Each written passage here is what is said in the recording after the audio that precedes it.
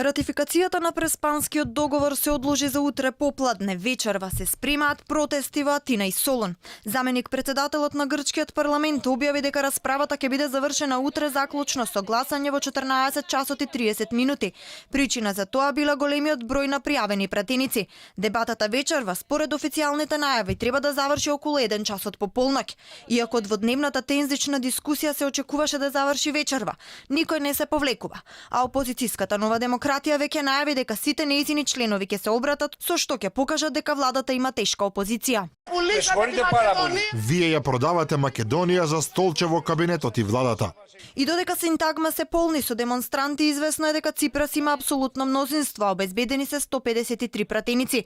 Покрај 145 пратеници на Сириза, за ќе гласаат 20 пратеници од партијата на Каменос, 4 од Потаме, вклучувајќи го и нивниот лидер. За ќе гласаат и 20 независни пратеници.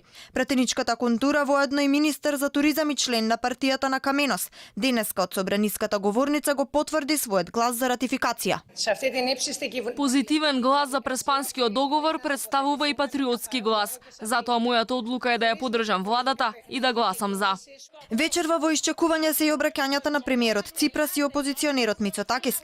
Лидерот на Нова демократија е најавен да се обрати околу 20 часот. Грчкиот премиер пак се очекува да застане на собраниската говорница меѓу последните. Преспанскиот договор го критикуваше денеска и поранишниот грчки премиер Костас Караманлис. Тој каже дека владата требала да ја почитува сензитивноста на моментот и да ги послуша легитимните интереси на огромното мнозинство на граѓани во Грција.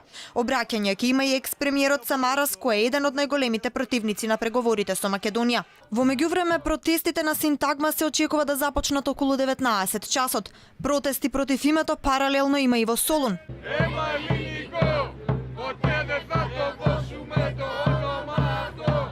Протести има и во Лариса.